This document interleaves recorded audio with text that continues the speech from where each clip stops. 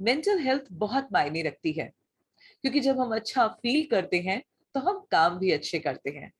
हमारी जिंदगी के हर पड़ाव में मेंटल हेल्थ बहुत जरूरी है, क्योंकि इसका सीधा असर हमारे थॉट्स, इमोशंस, बिहेवियर पर पड़ता है।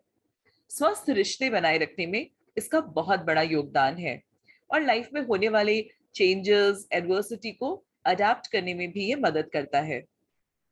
World mental health day world federation for mental health द्वारा हर साल 10 अक्टूबर को मनाया जाता है। हाल फिलहाल में कोविड ने लोगों के मानसिक स्वास्थ्य पर बहुत बुरा असर डाला है, इसीलिए इस दिन को मनाने की जरूरत अब और भी ज्यादा है। मेंटल हेल्थ के बारे में बात करना बेहद जरूरी है, ताकि ज्यादा से ज्यादा लोग अपनी प्रॉब्लम्स, अपने इश्यूज खुलकर दूसरों के सामने रख सकें। मेडी सर्कल में हम world mental health day series का आयोजन कर रहे हैं to raise awareness about mental health issues that are currently affecting the world and ensure that people enjoy good mental health and well-being. Hello, नमस्कार, मैं हूं अपराजिता मेहरा, और आज इस पहल में हम बात करने जा रहे हैं डॉक्टर राहुल खेमानी जी से।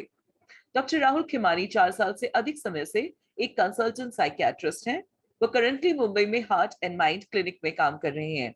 He is affiliated with Wockhardt Hospital, Mumbai. He has also previously worked at LTMG Hospital, Sion, BYL Nair Hospital, Mumbai Central, and Bhakti Vedanta Hospital, Mira Road. He works with child, adult, and geriatric population. He has a special interest in the area of child mental health, de-addiction, and psychotherapy. Welcome to MediCircle, Dr. Rahul Khemani. How are you today?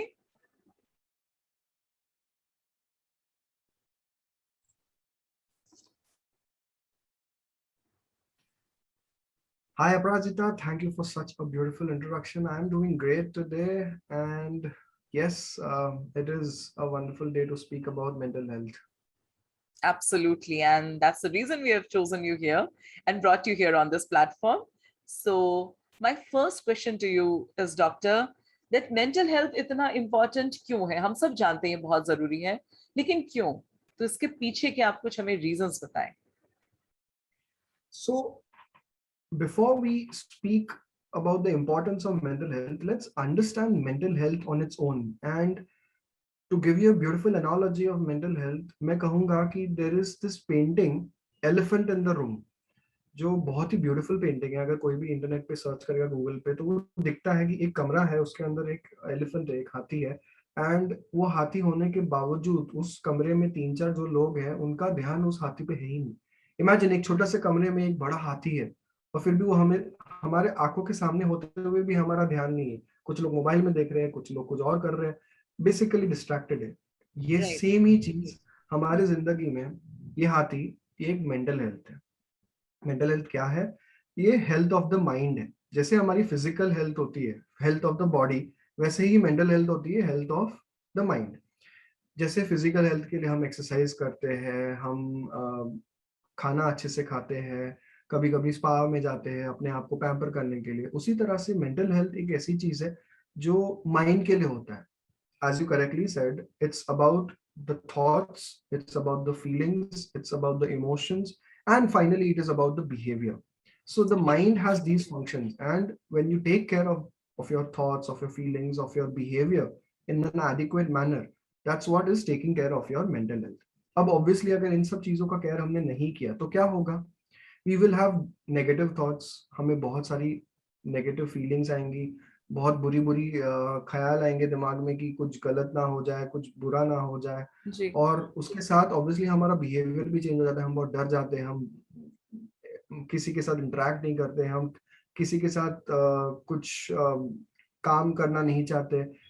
So it leads to mental illness, and this is the importance of mental health, जो ज्यादातर लोग नहीं समझ पाते, क्योंकि उनको लगता है कि मेंटल हेल्थ तो टेक इट फॉर ग्रांटेड ही है, चलेगा, क्या ही फर्क पड़ता है, हम अपने लिए ब्रेक ना ले तो क्या ही फर्क पड़ता है, अगर हम अच्छे से अपने साथ फैमिली टाइम नहीं स्पेंड करें तो क्या ही फर्क पड़ता है, हमारा जीवन अभी in this current situation and the generation that we are in that fast moving generation की काम करते रहो, बाकी सब चीजें टाइम पे आगे जाके मिल जाएंगी, but correct. there needs to be a balance, and this is just one of the things which helps the mental health, but there are so many things that will take care of this mental health, and if you don't, what happens, and this is the most important part of my answer today, कि अगर mental health का ख्याल नहीं रखा तो automatically हमारे social relationships disturb हो जाते हैं, हम अपने फ्रेंड्स के साथ बात करना बंद कर देते हैं, हमारे ऑफिस में हम काम नहीं कर पाते, ध्यान नहीं दे पाते, फैमिली मेंबर्स के साथ एक डिस्कनेक्ट हो जाता है, घर में आते हैं अकेले बैठे रहते हैं, गुमसुम रहते हैं, पहले कहीं बाहर जाते थे, घूमते थे, अच्छा लगता था, इंटरेस्ट लगता था, वो सब बंद हो जाता है, बॉडी में कोई एनर्जी नहीं लगती है, लगता है कि कुछ काम ना करो, कुछ भी नहीं करो, and most importantly and most drastic जो हो सकता है वो ये है कि माइंड में इतने नेगेटिव ख्याल आते हैं कि जीने का मतलब ही क्या है, and then you might end up harming yourself because of that state of mind. So it's not you, तुम नहीं चाहते हो ये, there is no particular reason in this world. In fact बहुत सारे लोग मुझे आके कहते हैं कि मेरे को ये रीजन है जिसके लिए मुझे नहीं जीना है. मैं कहता हूँ कि कोई रीजन है ही नहीं वर्ल्ड में जिसके लिए तुम नहीं जीना चाहो, ये सब जस्ट एक रीजन है जो हम ओवरकम कर सकते हैं, एंड ये रीजन को ओवरकम क्यों नहीं कर सकते, when there is a disturbance of the mental. Right, how well explain doctor. क्योंकि मैक्सिमम लोग तो यही सोचते हैं ना कि अगर किसी की मेंटल हेल्थ इशू होती है तो हम उसे दिमाग का फितूर समझते हैं. हम सोचते हैं कि बंदा क्यों सोच रहे हो, मतलब it's as simple as people asking कि अगर नेगेटिव थॉट आ रहे हैं तो क्यों सोच रहे हो, like as if it's in their hands to stop it. Because कोई ना कोई प्रॉब्लम, कुछ कारण होगा ना जो वो बंदा ये सोच रहा है, लेकिन हम इस पे फोकस करते हैं कि मत सोचो. So that's so beautifully explained bye you. अब ये मेंटल इलनेस को क्या कुछ चीजें होती हैं जो ट्रिगर कर सकती हैं? Absolutely well put question. In fact, that's how we call it. Triggers हो सकते हैं बट कारण नहीं होते, क्योंकि कारण इस दुनिया में कोई नहीं हो सकता. कल को दिन जो मेरे लिए कारण हो सकता है वो किसी और के लिए नहीं भी हो सकता है. जी So that is बिल्कुल. why we call it as a trigger, which means कि already अंदर बहुत कुछ तकलीफ थी मेंटल हेल्थ में, लेकिन वो तकलीफ बढ़ क्यों गई, because of the trigger. जी. तो फॉर एग्जाम्पल कुछ लोगों के लिए ट्रिगर होता है उनका वर्क, जॉब में लॉस होना, या कुछ फाइनेंशियल लॉस होना, या फिर जॉब में कोई छोड़ के चले जाना, बॉस ने डांट देना, वर्क कलीग्स में से कोई बुली कर रहा है, कोई डिस्टर्ब कर रहा है. ये हुआ वर्क फ्रंट पे. It can be something on your personal front too. कोई दोस्त छोड़ के चला गया, बात नहीं कर रहा है अच्छे से, रिलेशनशिप में कुछ ब्रेकअप हो गया है, कुछ फ्रेंड्स है जो बुली कर रहे हैं again, and lastly and most importantly something related to the environment, something like a life thing, कि किसी का बर्थ हुआ है, किसी का डेथ हुआ है, any kind of new change in your life. It could be even that you got a recent divorce, या फिर हाल ही में घर में नया बच्चा आया है. Basically anything that suddenly requires a lot of your attention, or suddenly that is taken away from you, which you were used to. So a big change in your life can be any trigger. But apart from all these personal things, it could be something as random as a natural calamity as well. कि some for example COVID आ गया, जी. या फिर अभी बीच में tsunami आया था. So there can be multiple things from anywhere that could come. But the most important thing to understand over here is कि इस situation में जिस नजर से हम देख रहे हैं वो भी जरूरी है. जी. जैसे व्हाट्सएप में बीच में बहुत इंपॉर्टेंट एक फोटो आ रहा था जो बहुत इम्प्रेसिव था, कि जो जिसको 6 दिख रहा है किसी और को वो 9 दिख रहा है. तो जिस तरह से हम सिचुएशन देखते हैं, फॉर एग्जांपल अगर मैंने जॉब लॉस एक्सपीरियंस किया अपने लाइफ में, तो हो सकता है कि मेरे लिए वो डिफिकल्ट होगा, but I will be strong enough to maybe go and find another job and I will be fine.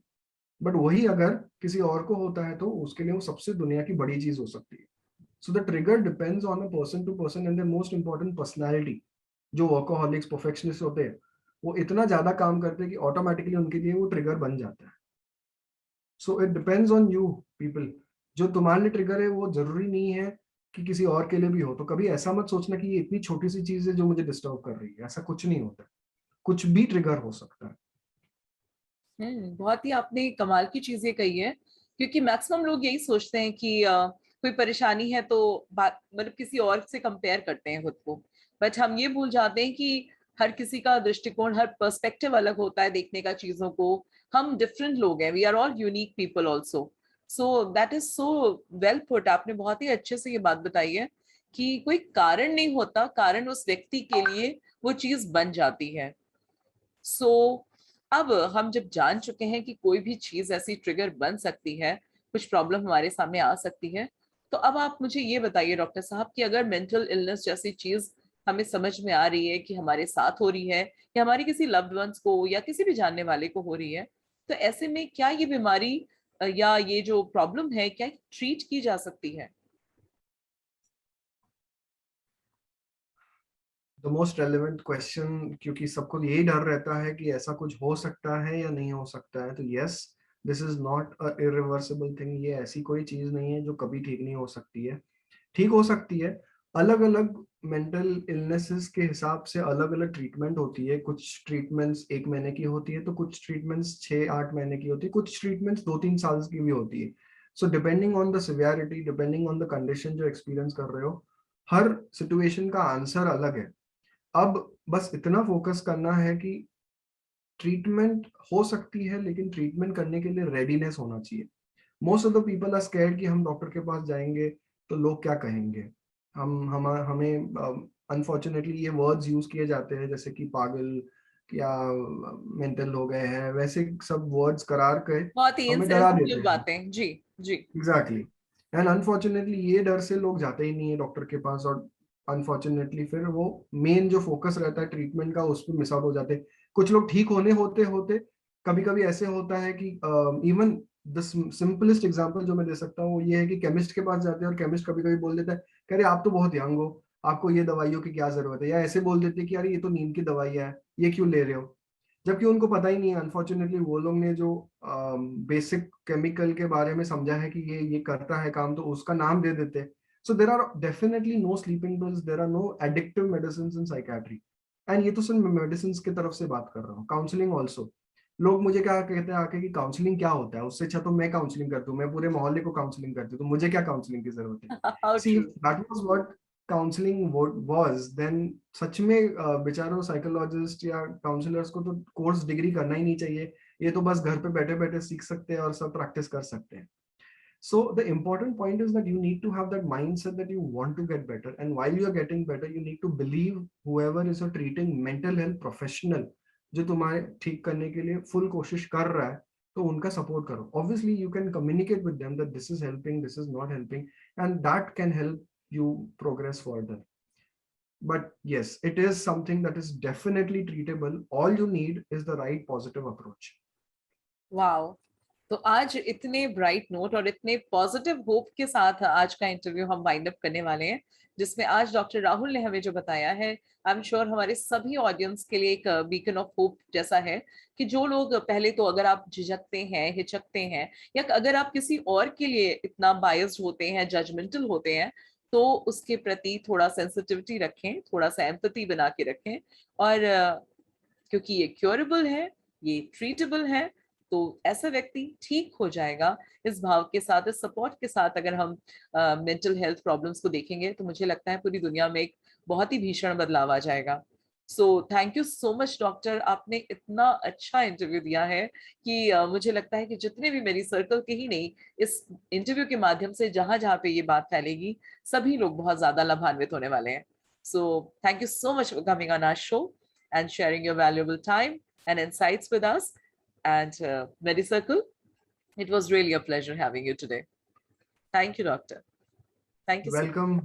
Welcome, Aparajita, and thank you, MediCircle, for giving me this opportunity to speak for the people about mental health. And I'll end today's interview with my favorite quote. Remember, guys, it's okay to not be okay. There are days when you're not feeling that well, and it is okay. You can take availability of the mental health spa, जिसे मैं कहता हूँ कि just किसी भी psychiatrist या counsellor या psychologist के पास जाओ, अपने मन को हल्का करके आओ। 90% चीजें वहां पे ही सॉल्व हो जाती है हमेशा। Thank you and take care everyone. Thank you so much, Doctor. That was amazing message. Thank you again. Good night.